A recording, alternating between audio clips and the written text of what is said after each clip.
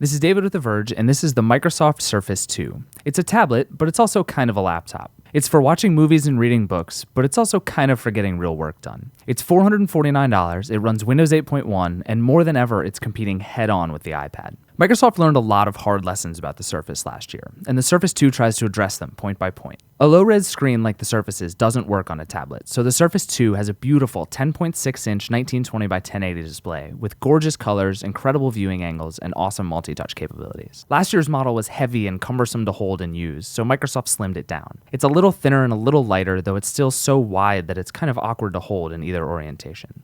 It's a beautiful device in a new silver color, really well made and cleanly designed, but it's still best used in landscape and on a desk. Whether you use it on your desk or on your lap, though, the Surface 2 is much easier to operate. The kickstand on the back, once propped at an awkwardly upright angle, now tilts to a second angle, and that second angle is just about where I'd put it anyway. It makes the Surface 2 much sturdier on your lap and a little easier to use on a desk since you don't have to crouch down so much to see it head on. There are tweaks like this everywhere. There's now a USB 3.0 port, the speakers seem a little better, and everything's just a little trimmer, except for one really awkward seam on the back where the plastic strip connects to the otherwise unibody design. It's a much better media machine than ever, a great way to watch Netflix movies. But frankly, the iPad's still better for that.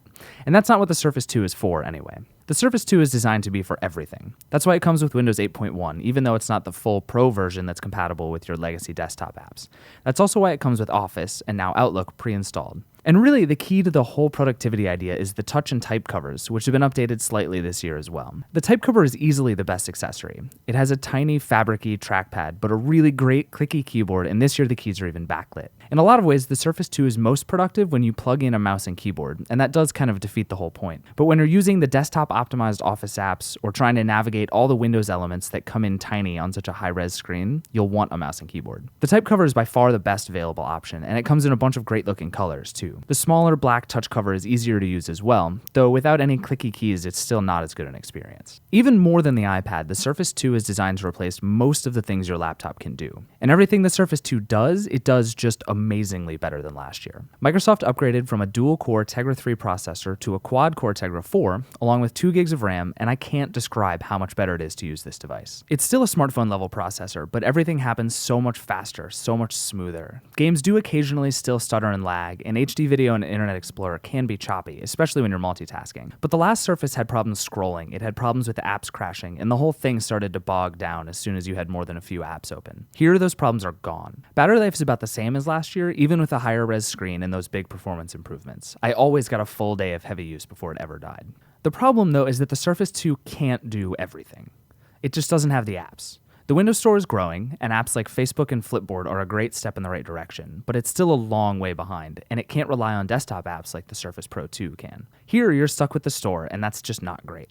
The Surface 2 is a great device for reading, but there's no Pocket or Instapaper, just worse third-party alternatives. Same for Instagram, Rdio, even really cross-platform apps like Wunderlist. You can replace some of those apps in a browser, but they're never as good or as easy to use. Being able to multitask and put 2 apps side by side while you work is really nice, but Microsoft has the same problem Amazon does. If you use Xbox Music and SkyDrive and Office and Outlook.com and Skype and OneNote, you're golden. Otherwise, there's a really good chance there will be more than a few critical apps you won't find in the Windows Store. And even while Microsoft builds its offering of existing apps, new ones don't ever seem to come to the platform at first. Using a Surface 2 is lonely in a way. iPad and Android users are getting a steady stream of cool new apps, while the Surface slowly builds a back catalog.